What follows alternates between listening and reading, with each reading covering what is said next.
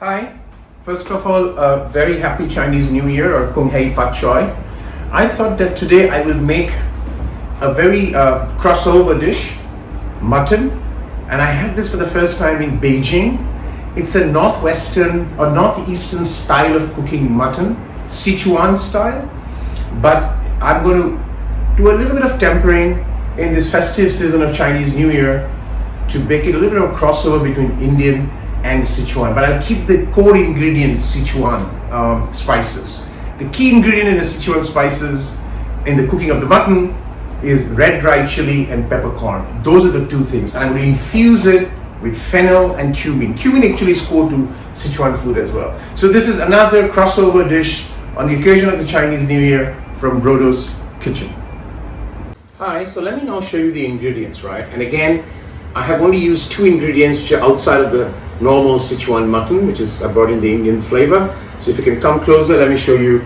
So I've got this will be all whole spices. We got 1 tablespoon of coriander seeds, 1 of fennel seeds, 1 of cumin, 1.5 of the Sichuan peppercorn, 2 star anise, and these 2 are the ingredients from India, 2 pieces of cloves and 5 cardamom. And these are special chilies that you get in Sichuan, which adds to the flavor. They're not heat, right?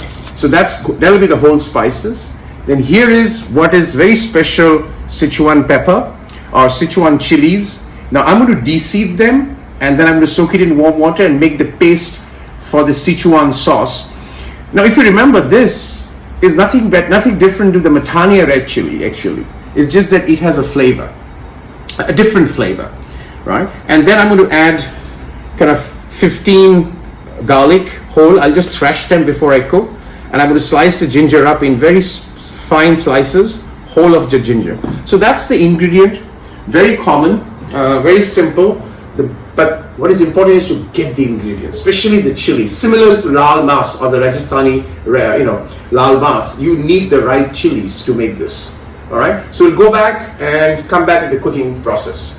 All right, so what I'm going to do is I'm going to marinate the mutton in about 2 tablespoons of vinegar. The reason for that is I want the mutton to be softened a little bit, and I'll add a little bit of salt so that it helps in the. So I'm going to keep this for about half an hour, right? And the mutton gets soft that way because it's not like the way you cook Indian mutton where you can stew it for long here or slow cook it for long. Here you basically fry it, which you'll see it when I do it, right? So I'll just let it sit here with the vinegar for about half an hour. Hi, so now it's cooking time, and what I've done with the red chilies, I've made it into a paste. I'm not going to use all of it, but I'm going to reuse it later. But that's what. And my suggestion is whenever you do this red chili, paste, throw away the first tranche of the water that you soak it in. Any residual heat goes away. Yeah. So let's now take you through the cooking process. So I've got about 4 tablespoons of normal cooking oil, not mustard. I brought it to a smoking heat, and all I'm going to do is put these dry powders in there. Put the ginger and garlic in there.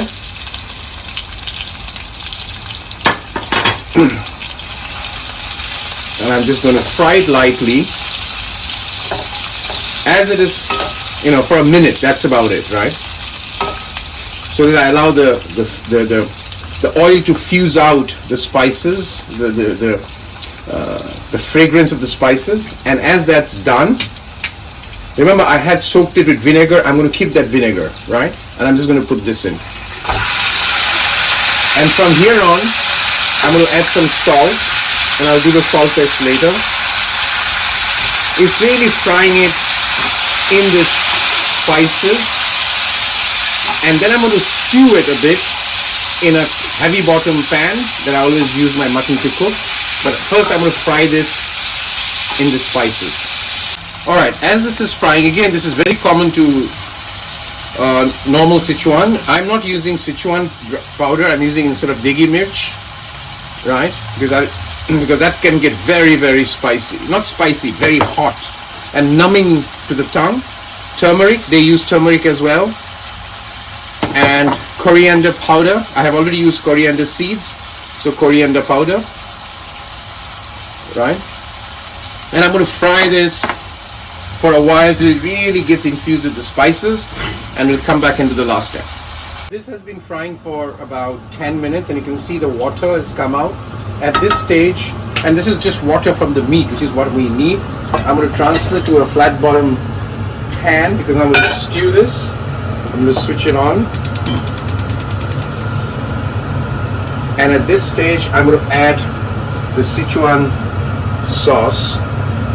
Not much, a little bit of it. And it's already been de-seeded, and I've got a little bit of water. And I'm going to now take this on for about 45 minutes on a slow flame. And the food is ready to be, the meat will be done by then. Hi, so this has been cooking for about 50 minutes, and I let it cool down for about 30 minutes. I did not open it so that it cooks by itself. So if you can show it now, how does it look? That's your mutton Schezwan style, yeah. And I'm just going to keep it covered, and I'm going to have it with rice.